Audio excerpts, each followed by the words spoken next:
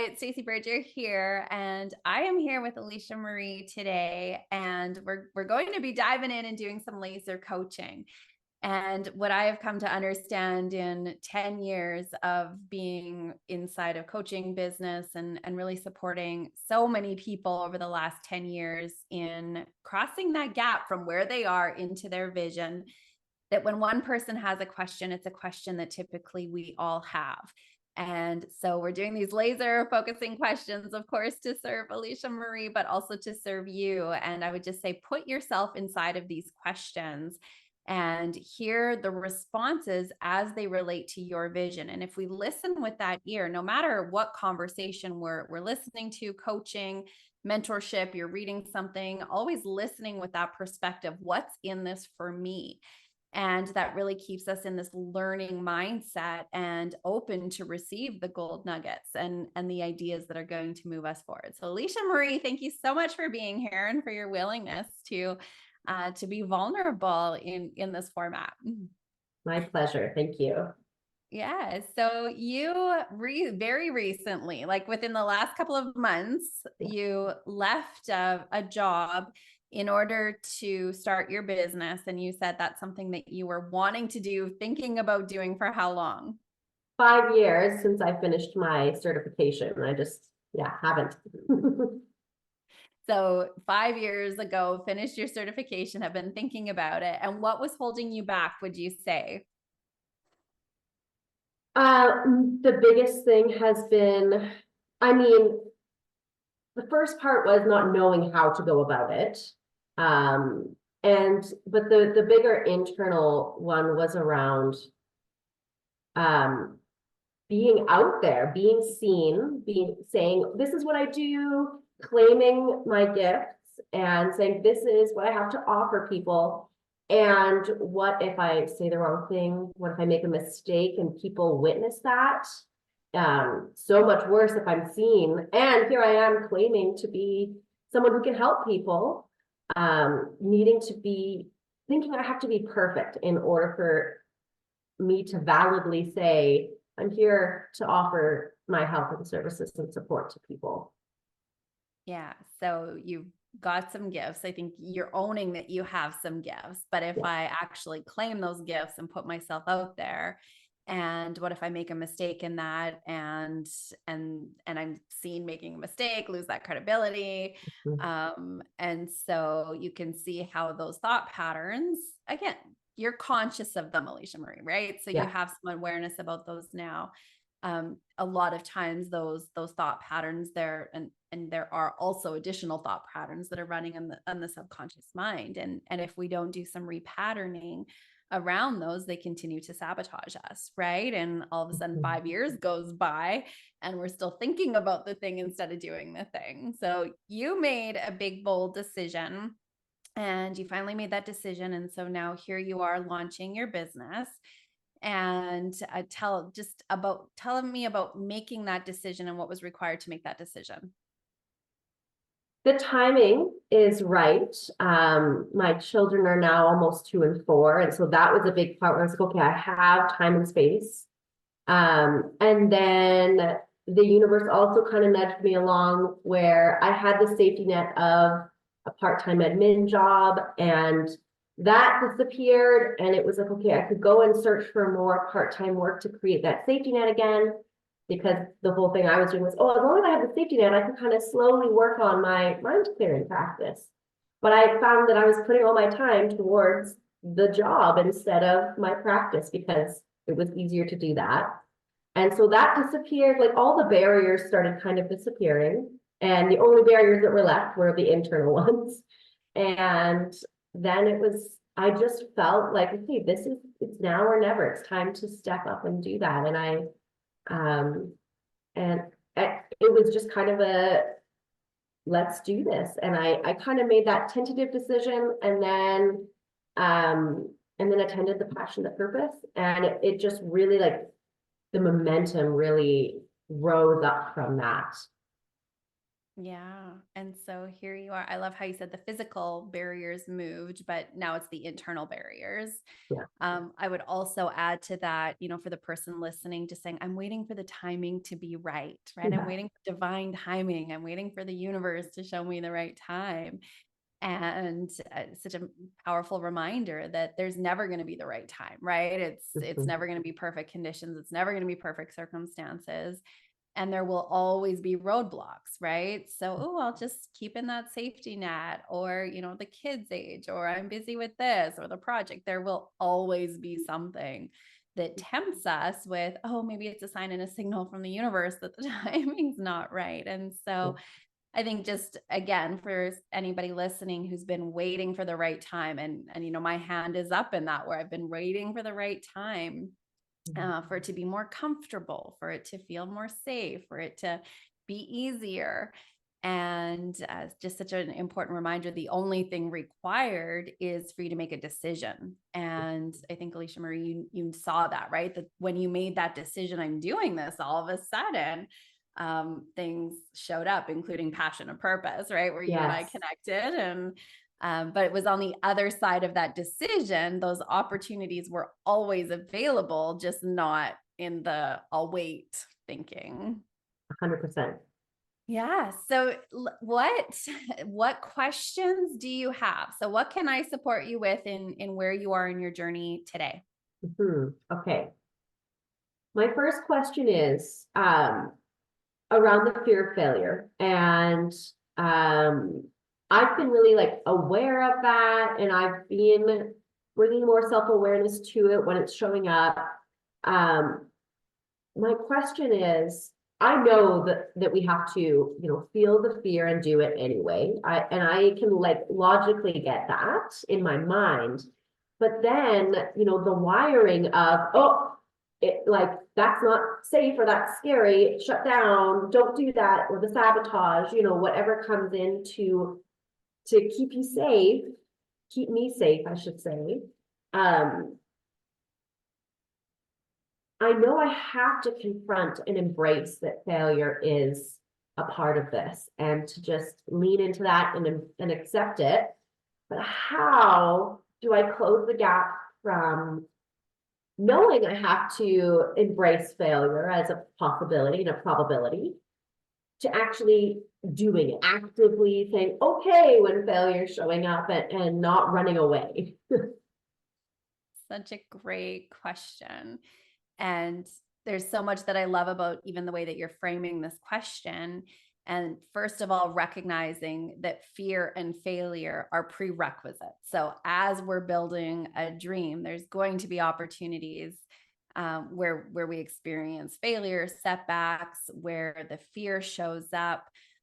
One of the pieces that I like to remind people is that fear often shows itself as practicality, right? Now's not a good time. I need a safety net. And it doesn't feel like fear because we think of fear as like I'm about to jump out of an airplane or go on a roller coaster, like it's this paralyzing feeling.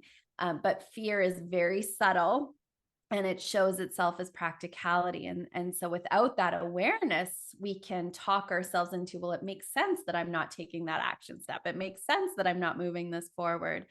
But what's really happening, like you said, is that subconscious self-sabotage in order to keep us in our comfort zone. And we're so wired from a biology standpoint to stay in that comfort zone. And so the definition of going for a dream or a vision, that dream or vision exists outside of your comfort zone, which means there will be fear and failure. And so it's what we do in the face of that. So okay, I get it intellectually, and I love that you're saying that too. Yeah, I can repeat the quote, I can know that, I can be logical about that, but then there's the real life application of it, and how do I embody that? So how do I embrace that fear and failure? I think part of that is redefining failure. Mm, And so if you think, Aleisha Marie, around when you hear the word failure, oftentimes emotionally, we've made that really big. It's going to be a big public shaming or embarrassment, or it's going to be bankruptcy. And so even just the energy of the word failure can trigger this emotional, it's going to be huge and embarrassing and awful. Does that resonate with Yes. you? Yeah. And so when we say failure, what it means is, you know what, I'm going to make a post on social media and nobody responds. I'm going to host an event and hope 10 people come and 2 people come. And so it's I'm going to make a phone call and they're going to say, I'm going to have a sales conversation and they're going to say no. So it's not necessarily these big public fall down, right? But it's those little moments where we do something with an expectation and it doesn't work out the way we wanted it to. Can you see, just even saying that, it kind of takes some of the charge out of the word failure? Totally. Yeah. And I think for me, the failures that are it's like if somebody asks me a question and I don't have the answer, Yeah. that kind of, yeah, it's that, why is that the worst thing in the world? Like, Yeah. And so to be able to really look at that. So a few things okay, what am I afraid of? What am I afraid of? What if somebody asks me a question, I'm meant to be the expert and I don't know the answer? So Aleisha Marie, in that situation, what's the worst case scenario? worst case, I guess, the person no longer thinks I'm a credible source that can support them and they go on their separate ways. Or I guess worst case scenario, they, will tell their friends that I'm, not credible. Okay. So worst case scenario, they're going to think I don't know what I'm talking about. They're going to go their own way and they're going to spread the word that I'm not credible. Yeah. So worst case scenario, is that likely? If somebody No. asks you a question, no. So again, so here's the worst case scenario. And then just asking the question, is that likely? It takes some of the emotional charge out of it. So let's talk about what is a more likely situation. You get into a conversation with somebody, would you say some things about your area of expertise? Sure, yes. Yeah, so you're able to help them in such a way, and then they ask a question and you're not quite sure how to answer that question. Yeah. What And then I tell them, you know what, I'm not, the answer's not coming to me right now. Let me get back to you. Or, and they say, okay, thanks. There we go. Yeah. So just by doing that, you're laying down a new thought pattern, right? So the mind is wired to go to worst case scenario, which triggers our nervous system, which puts us into that state of fight or flight, which often shows up as procrastination, right? I'm just not going to do the thing I need to do. Yeah. So procrastination is a form of freeze. So fight, flight, or freeze, right? Freeze. And so your nervous system is triggered in that moment. And so by interrupting that, and one of the ways that we do that is through our breath. So let's do this for a moment, Aleisha Marie. So just go ahead, take a nice breath through your nose, just a comfortable breath for you. And then exhale through your mouth as if you're breathing through a straw. And do this 3 times. And those of you who are watching can do this with us.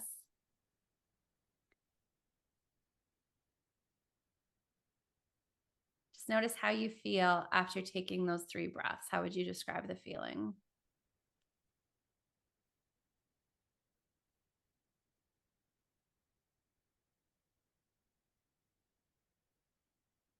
More grounded. Yeah. So the moment that I notice that fear rising up, what if I fail? What if I lose my credibility? Taking those 3 breaths is going to calm the nervous system. And in that moment, we have access to our more creative thinking mind. And what would I love to happen? So, Aleisha Marie, you're in a conversation with somebody, you're sharing your gifts. What would you love in that moment? Not saying that I forget the things, or if I did, what would I love? Like if I forgot the answer or didn't have the answer, what would I love? you're in a conversation with somebody. They've reached out to you, you've connected, they're interested in your services, you're having a conversation. What would you love the outcome of that conversation to be? That they feel seen and gotten by me, understood by me. They feel connected. They feel like they want more of that with me, and we just get to connect. So tuning into that feeling. And what's one action step you can take in the next 24 hours to move in that direction? Hmm.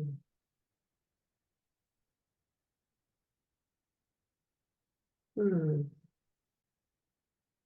I could do something that helps me feel connected to myself. I know that when I'm in that space, that's how I connect with others, as if I'm coming from an already space of connection. So for me, that might look like dancing to some music, or sitting and journaling, and just going and trying to be really mindful while I'm drinking my coffee and just trying to be in the present moment. So what's one thing? So these are Right. all great ideas, all great ideas. And you want to make a commitment. What's one step I'll take? And you want to make sure that you're grounding that as your action step. I'm going to sit outside for 5 minutes this afternoon and just enjoy the sun and just connect with myself. Good job. Do you feel the difference in that? So I could do all of these things. I'm going to sit outside for 5 minutes and be present, connect with the sun. Do you feel the different energy in that committing to one thing? Yes. Yeah. Yeah. So I want to reiterate the tool here in the process that we went through, right? So I have this dream, I have this vision, and there's a part of me that's afraid of failure. And so I go to take the step and I don't want to do it. I feel paralyzed because what if I fail? And so what if I lose my credibility? And you start to notice what you're noticing, that the mind's going into failure. So as we're noticing that, taking those 3 breaths is going to get us out of that fight, flight, or freeze, reconnect us to the rest, digest, create. And when we're in that mode, what would I love here? And so you reconnected to your vision. I'm being in service, there's connection. And then from that, what's one step I can take? And that's the process, right? And we take that step and we do it again and again and again. And along the way, it's not that every action step is going to create these massive things, right? And there's gonna be times where it doesn't go the way we wanted, but it's the momentum and the cadence and the trajectory of taking those baby steps. Is that helpful? Yes. Thank you. Yeah, really good, really good. And so the way that we move from intellectually knowing that there's going to be failure to actually embracing it is by taking action and by actually doing the thing. And then when the failures occur, we realize, okay, this is just what it looks like as I'm moving towards my vision, and we take another action step, right? So, and seeing that as a stepping stone rather than that setback. So great question. Great question. What else? What else could I support you with? Okay, I have one more question. I'm feeling overwhelmed by all of the possible like avenues and things to do. Like I'm building this baby business. It's brand new. There's lots of foundation to still build. There's so many great tools, and I'm feeling kind of like scattered around. Okay, do I do that? Do I do that? Like where? And it's like, okay, I know that I'll be most powerful and impactful if I'm focusing I have a smaller scope to focus on towards.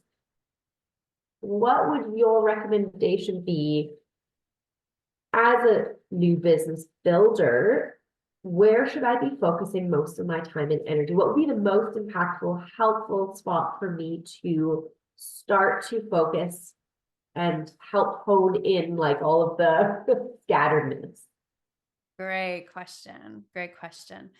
I've been helping people build businesses since 2005. So a lot, but yeah, really 2000. And so I love business building. So this is so powerful. And there's two different avenues. And what I would say is there's the mindset piece and there's the strategy piece. And we need both. We need both. So let me speak into both of those. From a mindset perspective, the most effective thing, there's so many tools, there's so many things that we could be doing. But if you're picking and choosing, right, what's the most effective things that I can do in a day for that mindset? I would say number one is connecting to your vision multiple times a day. And number two is gratitude. So those two pieces, I would say you really want those as part of your daily practice. And so if you want to pick and choose, those would be the two. Okay. Okay. From a strategy perspective, what I always say to new business owners is focus on, I call them needle movers, but in the beginning, it's the revenue generating activities. Mm-hmm. And the biggest mistake I see with new business owners is they're focused, especially in the beginning, on the activities that aren't generating revenue. So I've got to get my branding and my website and my social media and my logo and when I see all of this and I feel really good about that, then I'm going to launch. Yeah. Sound familiar? Yeah, totally. Yeah. And what I see happen is so much time and energy and money goes into those pieces that pretty soon it's like, oh my gosh, I got to start making money now. And it's really easy then to go into fear and scarcity and lack energy. And it's much tougher to drive revenue when we're operating in fear, lack, and scarcity. And so in the beginning, unless especially when you're your business, let me say it that way, right? If you're selling an online product, that may be a little bit different. But when you're your business, the greatest revenue generating activities are typically connecting with people, being in conversations. It's that marketing, advertising, sales activity. It's really satisfying to have a pretty website and to have a nice logo and great business cards. But it's I would say low hanging fruit, right? To get that cash register ringing. As I always say, get the cash register ringing, is connecting with people, being in conversations. And so from a mindset piece, vision, gratitude. From a strategy piece, it's connection, connection, connection. And then once you've got the revenue generating activities and the cash register is ringing and you're starting to get to know who I am as a business and who I serve, then go do the branding, the website, the logo, because you're going to have a better idea of who you are and what you do. And you're going to be in a better place to invest in that. Yeah, that makes sense. The other piece that I would say is I know in the beginning when the cash register isn't ringing, it can feel more challenging to invest in coaching. But having that coaching and that mentorship, what I have seen over and over again is it cuts the learning curve between 3 to 5 years. I believe it. So that upfront investment can, and I was there, right, where I'm borrowing from everything and maxing everything out, but you're going to see that return, and you're not going to be in the struggle energy. So getting coaching, getting mentorship, getting that support, so you stay focused on the right activities, you stay connected to your vision, Because especially in the beginning, that imposter syndrome, the fear, the raised eyebrows from family and friends, the what have I gotten myself into, especially if you're surrounded by a community that aren't entrepreneurs, just being inside of a community and having that mentorship can be an absolute game changer and accelerator. So does that Yes. help, that overwhelm and prioritizing? Totally. Yeah. Yeah. I have absolutely been really focused on developing my website and like, because it's like easier, safer, more fun. Ooh, pretty colors. What colors do I want my website to be? As opposed to like go out and talk to people about what you're doing. And you can see how, again, that fear showing itself up as practicality. Well, of course I need a website, because once I go talk to people, where am I going to send them? Yeah. And so we feel very justified in that, but it's, again, back to that self-sabotage, subconscious. You're not consciously self-sabotaging yourself, but it feels safer and it's easier to hide behind my computer and do Yeah. this and tell myself this makes sense Yeah. than actually pick up the phone and get out and network and speak and do the things that are actually going to move you into your vision faster. Yes. Thank you. Yeah. So knowing that, what's your action step? So we've talked about the mindset piece. What's the action step on the strategy? And So, I mean, and this is maybe, I don't know a lot about networking and starting these conversations. The thought that I had before was, and I don't know if this counts, maybe, but doing, like, uh, yeah, it's not really talking to people, but so social media and like doing short videos about the topics that I'm working with, boundaries, like giving little tips and tricks so that people are like, oh, that's what kind of stuff she does. Would that count as connecting with people? Because I'm not actually talking to a person directly, but I guess I'm not sure how to go about, like, where do I go to talk to people? So I'm not just like, yeah, where do I go? yeah, How do it's I a do great that? question.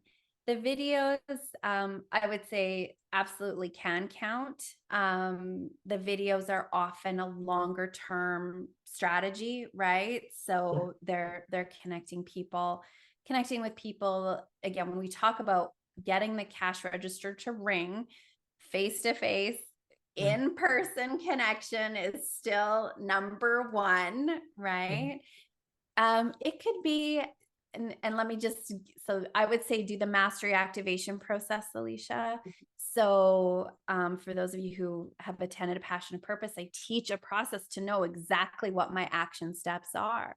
And so what could I do to meet with people this week? Where could I go this week where my ideal client would be? Who could I talk to this week that would be interested in my service or know somebody that would be interested in my service? So you're asking that question and you're sourcing the ideas. This can be having conversations with family and friends. Say, hey, I'm doing this new thing and I would just love to practice having a conversation with you. Would you be open to that? So just think about connection. And I would just say with being in service. So one of the other pieces where we get I'm going to say in trouble, but in this lack energy is when we're in a get mindset. I've got to get clients, I got to get money, so it's all about us. And you said something really important when you spoke about your vision. They feel served, they feel heard. So when you're in that energy of I'm being in service, I'm here to serve somebody else and their needs and their wants and what's going to move them forward, and being in conversation in that serve energy. And if we're a great fit to work together, I'm going to offer my service. And if not, maybe I've got a referral for them or an idea for them. But being in that service energy rather than the get energy is really key when you're in those conversations. Thank you. Yes. Totally can see that being important. Yeah. But what I really want to say to you and to anyone listening, it's not waiting until you feel ready. Yeah. When I have all my messaging, when I'm an expert, when I feel confident, then I'll be out there. The way that we build that confidence is through being in conversation. I talk about that confidence competence loop, right? It's so often we think, well, when I feel confident, then I'll do it. But the way that we build confidence is through competence.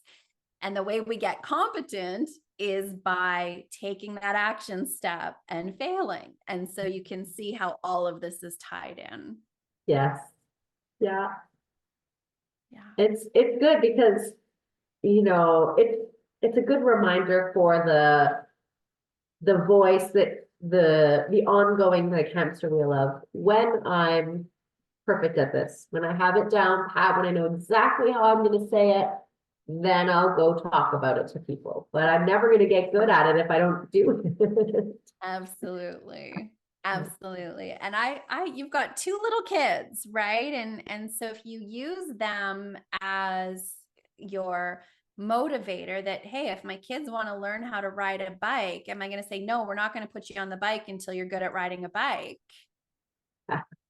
No, right? We're okay. Let's go get you, one of those foot bikes and like work on your balance. And then we're gonna take a step. And guess what? You're gonna fall down along the way. But it's in service of a bigger vision. Yeah. And so use that when you have those moments. Something happens when we become adults and we just stop giving ourselves permission to be a beginner. And you're a beginner, and it doesn't mean you don't have some skill and some experience that you can leverage, but allow yourself to be in that beginner's mindset again. Thank you. Yeah. So what can we hold for you, Aleisha? What's an intention? What's a vision? What's something that we can hold space for you on? I guess just holding space for me while I navigate these beginning steps, giving myself the grace to make mistakes, embracing all of these pieces that are on the road to success, and supporting me energetically in putting myself out there as I am now with what I can offer now, knowing that down the road that's going to shift and the competencies and the confidence are going to, evolve. And yeah, I guess just holding space while I'm in that, transitionary stage. Right. Absolutely. Absolutely. And we'll just say, and so it is. Yeah. Yeah. So good, Aleisha Marie. Well, I'm just knowing that you continue to step into your purpose, your passion, and having that willingness to do it afraid and in service of who you're being called to. And just knowing that as you're having that calling to step into this, it's because other people are looking for what you have.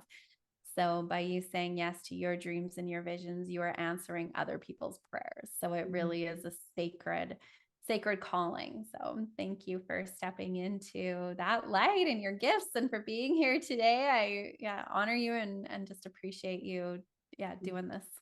Yeah. Thank you. Thank you for your help. Thank you for the support. It was very beneficial for me. Wonderful. All right. Thanks for tuning in. And I would just invite you in the comments to send some love to Aleisha Marie as she's inside of this brand new baby dream, and to take the ideas and what you heard today and really look at how can you apply that to your dreams and moving you forward. I'm Stacey Berger. Here is to you living a life that you love.